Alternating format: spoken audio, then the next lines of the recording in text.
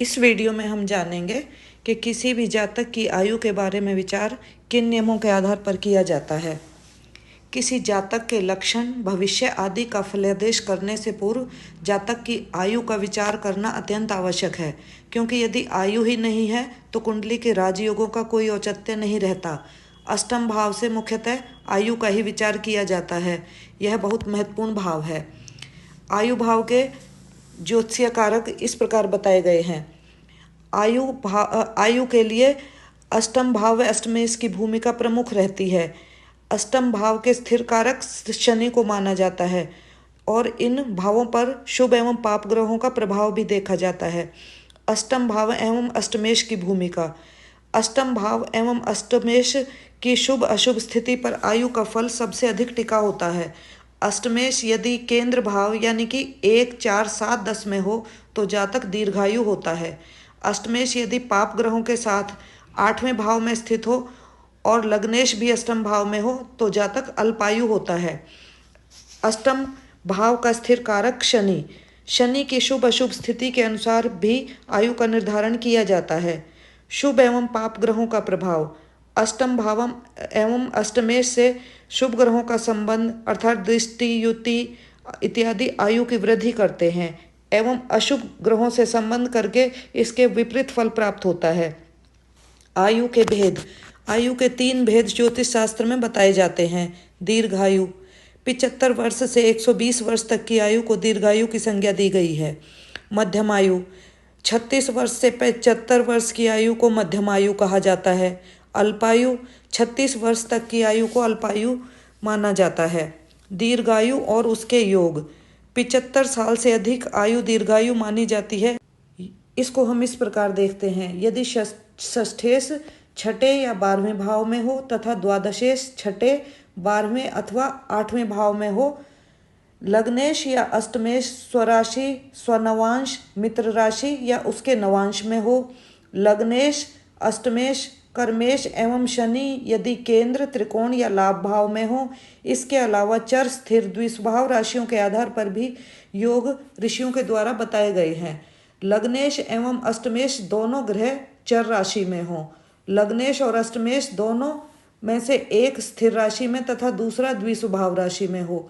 मध्यम आयु के योग। अष्टमेश शनि और दशमेश यदि पनफर अर्थात 2, 5, 7, 11 में हो। लग्नेश और अष्टमेश में से एक चर राशि में, दूसरा स्थिर राशि में हो। अष्टमेश और लग्नेश दोनों द्विस्वभाव राशि में हो तो मध्यम आयु होती है। अल्पायु के योग। अष्टमेश केंद्र में, लग्नेश बल रहित हो तो जातक की अल्पायु होती है। अष्टमेश नीच राशि में, अष्टम में पाप ग्रह तथा लग्नेश निर्बल हो तो भी अल्पायु होती है। लग्नेश और अष्टमेश में से कोई एक ग्रह चर राशि में तथा दूसरा द्विस्वभाव राशि में हो तो भी अल्पायु के योग बनते हैं। यदि लग्नेश और अष्टमेश दोनों स्थिर राशि में हो तो भी अल्पायु के योग बनते हैं। आयु निर्णय में मुख्यतः 3 विधियों का प्रयोग होता है।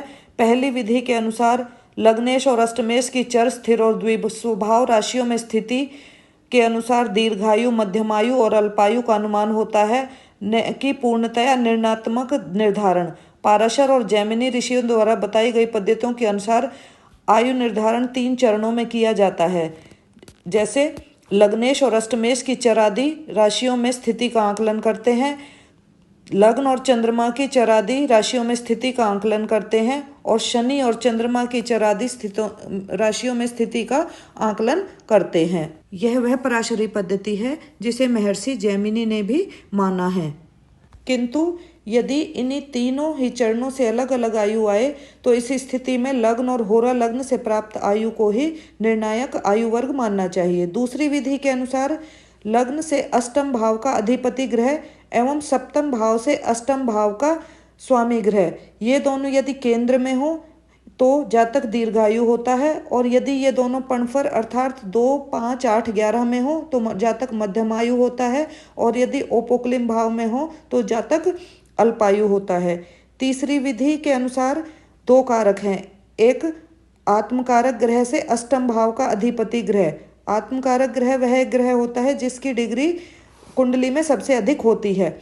और दूसरा आत्मकारक से सप्तम भाव से 7वें घर का स्वामी। ये होगा हमारा आत्म कारक से दूसरे भाव का स्वामी ग्रह। यदि दोनों ये कारक केंद्र में हो तो जातक दीर्घायु, दोनों पणफर में हो तो मध्यमायु, और दोनों ओपोक्लिप में हो तो जातक अल्पायु होता है। इन तीनों विधियों के आधार पर यदि दीर्घायु आती है तो आयु 120 वर्ष होगी। दोनों विधियों के अनुसार दीर्घायु आने पर 108 वर्ष एवं दो विधियों से दीर्घायु न आए तो 96 वर्ष। इन तीनों विधियों से ही मध्यमायु होने पर 80 वर्ष, दो विधियों से मध्यमायु होने पर 72 वर्ष और एक विधि से मध्यमायु होने पर 64 वर्ष माननी चाहिए। तीनों विधियों से ही अल्पायु आने पर 32 वर्ष, दो विधियों से अल्पायु आने पर 36 वर्ष और एक विधि से अल्पायु आने पर 40 वर्ष की आयु माननी चाहिए। मृत्यु काल का निर्धारण उससे संबंधित ग्रहों की अंतर्दशा दशा में ही किया जाता है। जैसे यदि अष्टमेश 6, 8, 12वें भाव में हो तो उसकी दशा अंतर्दशा में मृत्यु होती है। शनि जिस राशि में बैठा हो उस राशि के स्वामी की दशा और अष्टमेश की अंतर्दशा हो तो उसमें मृत्यु होती है। अष्टमेश की दशा और 8वें भाव में बैठे ग्रह की अंतर्दशा हो तो मृत्यु होती है। इसके बाद ग्रहों का बलाबल भी देखना चाहिए। दुर्बल ग्रह की दशा अंतर्दशा में मृत्यु होती है। अष्टमेश यदि बली हो तो उसकी दशा में मृत्यु होती है। ऋषभ, कर्क, धनु, मेष, मकर ये पृष्ठोदयी राशियां हैं। मिथुन, सिंह, कन्या, तुला, वृश्चिक, कुंभ शीर्षोदयी राशियां हैं तथा मीन उभयोदयी राशि है। इनके अनुसार मृत्यु योग इस प्रकार देखा जाता है। यदि तुला लग्न हो तो द्वितीयेश की दशा अंतर्दशा में मृत्यु होती है। सिंह, वृश्चिक, कुंभ लग्न हो तो लग्नेश की दशा अंतर्दशा में मृत्यु होती है। मिथुन या कन्या लग्न हो तो राहु की दशा अंतर्दशा में मृत्यु होती है। मेष, कर्क और मकर लग्न हो तो लग्न द्रेष्काणपति की दशा अंतर्दशा में मृत्यु होती है। वृष लग्न हो और लग्न द्रेष्काणपति को देखने वाले ग्रह की दशा अंतर्दशा में मृत्यु होती है। यदि कोई ग्रह ना देखे तो लग्न द्रेष्काणपति की दशा अंतर्दशा में मृत्यु होती है।